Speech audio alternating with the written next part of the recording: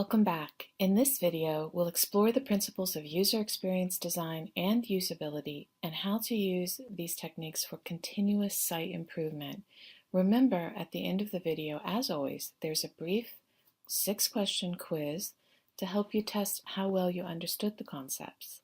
In our lab session, we will be working with these ideas and applying them to our projects, and there will be additional resources to help you in our classroom space, along with a fun discussion this week on how to develop your own user test plan for our upcoming project on usability testing. User experience is defined as the process of enhancing user satisfaction by improving the ease of use of a site throughout the entire interaction between the user and the site or software product. It has also been described as simply how a user feels when interacting with the site.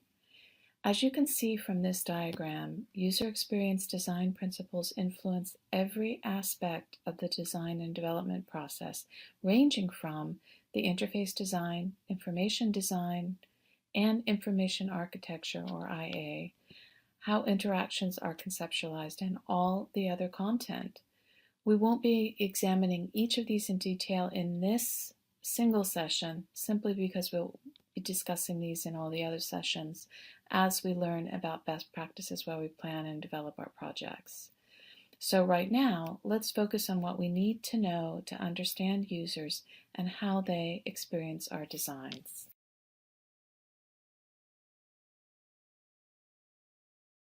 Many people are surprised that the idea of understanding the user experience and applying these insights to a design process is hardly new. In fact, it dates back more than a century and has been influential in many fields, including product design, manufacturing, system design, computing, and the web. Also, the principles of user experience design, or UXD, draws from many disciplines, including social sciences such as psychology, sociology, communications, audience behavior, marketing, and marketing research, humanities, art, design, architecture, engineering and computing fields such as human-computer interaction, ergonomics and informatics, and many more. As designers and developers, we quickly learn that there are many stakeholders in a project, at least ones that we are doing for others, and many different expectations.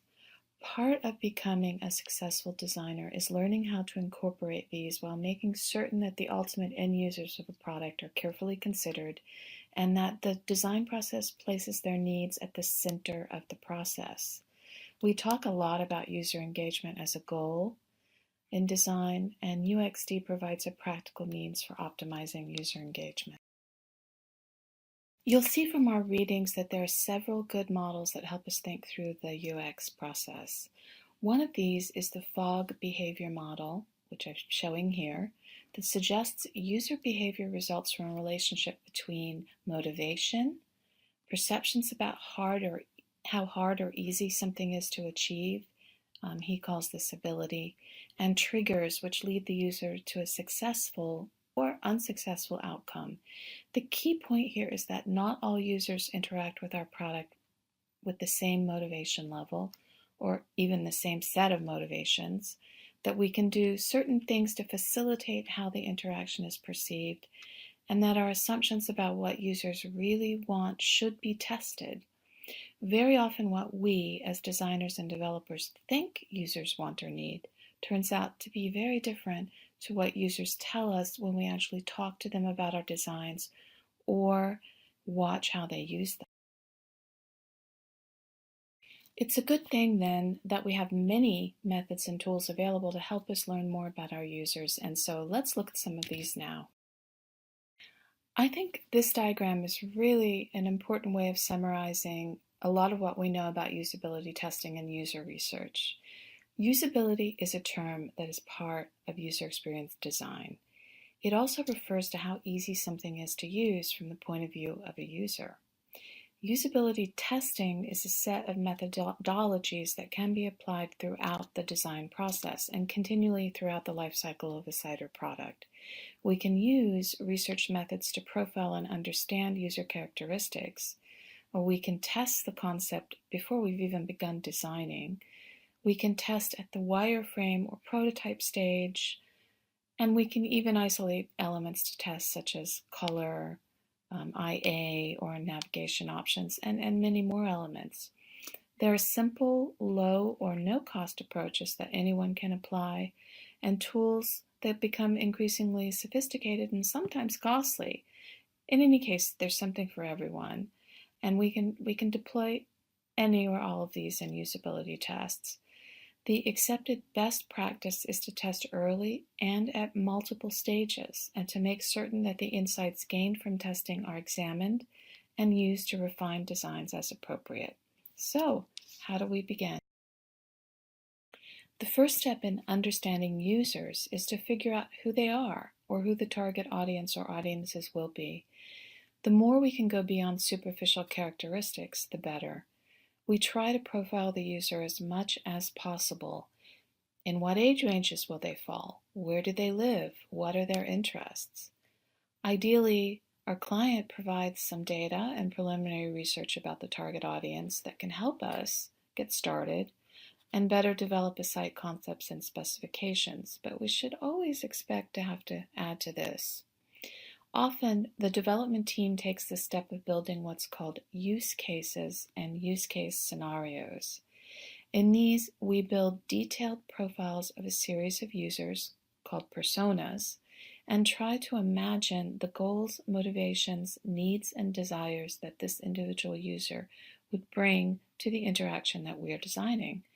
While not a substitute for actually talking to real users and of course testing with real users, this initial step is pretty helpful in making the future user's goals more central to the project at a really early stage. Let's briefly look at some of the tools and methods that we can use for usability testing.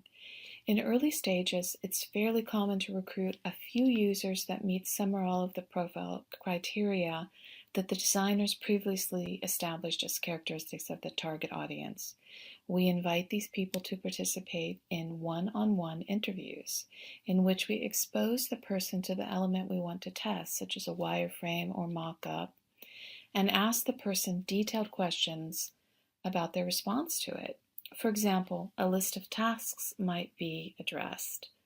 How would you go about finding the email address for customer service on this page? What attracted your attention first and why? What looks out of place to you, if anything? More formal lab-based tests can do things like time the completion of tasks and whether a user is successful at completing assigned tasks. Information architecture and taxonomy issues can often be resolved by using something called a card sorting procedure that lets us observe how our users would naturally categorize information. All usability tests should end with a debrief in which more qualitative feedback is sought. I'll provide some examples of that later. See the resources in our classroom space for samples of test procedures, free tools, and other materials to use when testing. In the image here, a camera is being used to record a user's interaction with a mobile design on a mobile platform, as you can see, while simultaneously recording the user's facial expression and comments. A number of companies offer remote usability tools that observe user behavior without having to bring an individual face-to-face with the researcher in a lab setting, which is what's being done here. They're showing you a lab setup, but remote usability tools operate online and through the network. All of these, though, can provide useful information if different types of information.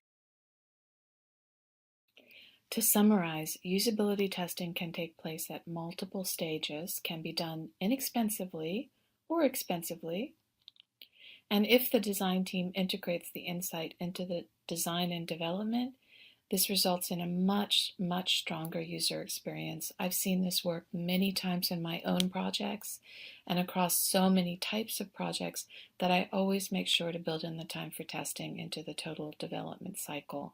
It really is worth it. I think you'll see this for yourself when you complete your user testing project against your prototypes in the coming weeks, and I think you'll be really excited to see what you can learn from doing that. There are many companies offering remote usability testing, although the specific tests differ, as I mentioned before. Here's a few of them. Remote usability is more appropriate once a working prototype is built, in my opinion, and is available online for interaction. But you can get certain metrics from these tools earlier in the process. Here's an example of the output of one popular remote usability testing tool called Loop 11, applied to Amazon.com. Notice the comparison of task completion, success, and failure rates overall. Another tab, as you can see, breaks down the specific tasks that were part of this test. Another gives details on each of the participants and provides further analytics. Live sites can also be studied by something called A/B testing, in which elements are isolated and two different versions of these are tested with separate but ideally matched visitor groups, and the outcomes of these interactions are evaluated to understand user preferences. A/B testing is a really powerful tool. It's one which you can use indefinitely in the life cycle of a site design, and which can help you further refine a site on a continuous basis. A more detailed version of this usability checklist is in our classroom space. Look on the resources page for this particular lesson. It's important to remember that testing isn't about explaining our design to users, but rather learning through observations how users experience the design at its different stages, and gaining insights to improve it by customizing it more closely against user expectations. Now, let's touch upon some of the principles related to user experience design. We've already seen that every element of design contributes to user experience. While there are best practices or generally accepted design principles in all the categories in which we work, in each case, these are subject to the specific audience that we're addressing. Know what the best practices are and know your audience. Then we can judiciously apply this knowledge to the design itself. While we will be discussing generally accepted design principles in each of our sessions, it's always a good idea to check in your user testing how well these are working for that particular audience. For example, a good user experience requires that categories used in navigation and content are truly intuitive, easily and quickly understood by users.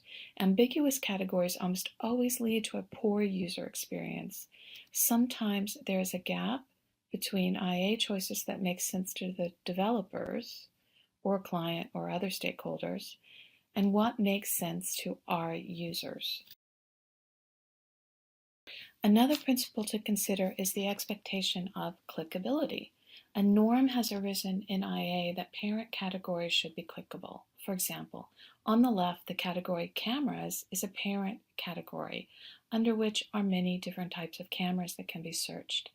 A user has an expectation today that they be able to search in such a taxonomy for all types of cameras at once or more narrowly.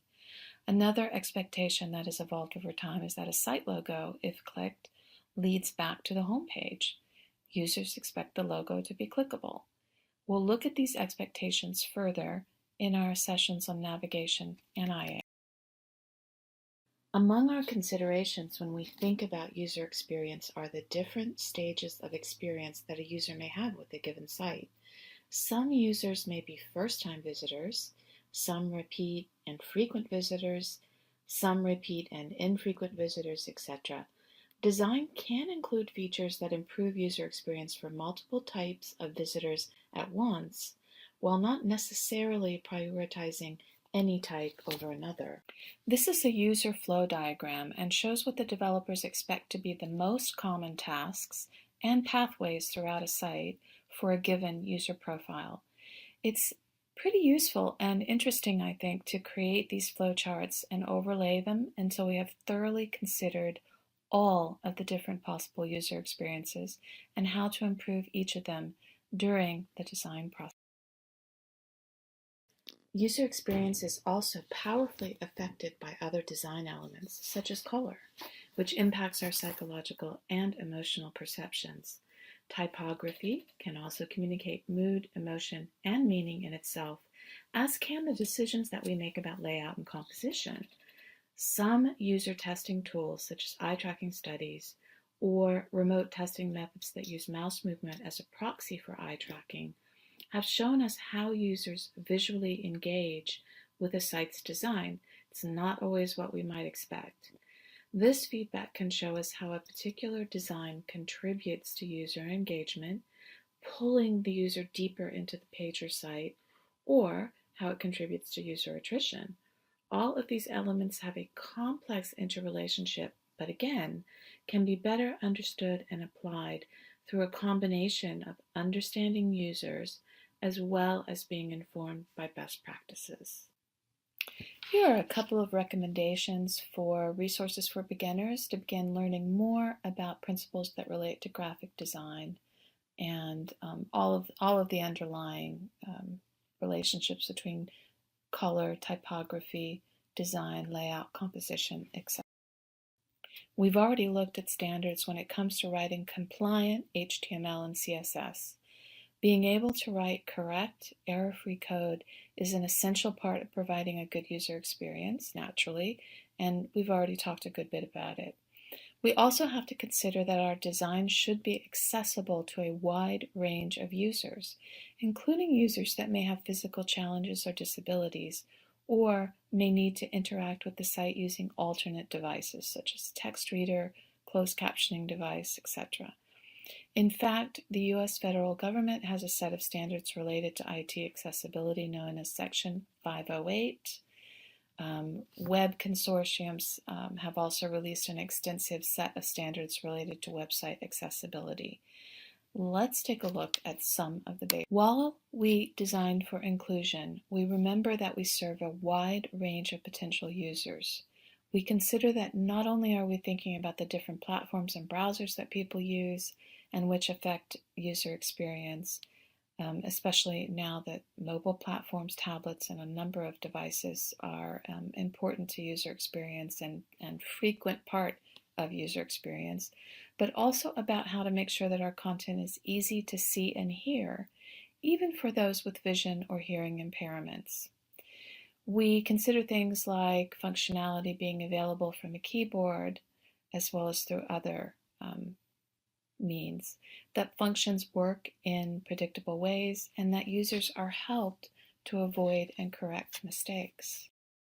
There are many recommendations for improved accessibility, and the resources here and in our classroom space will get you started. Learning how to integrate accessibility principles into design and development right from the beginning is most definitely a best practice and will be an enhancement to user experience. Next are some of my favorite references and resources for user experience design and usability insight.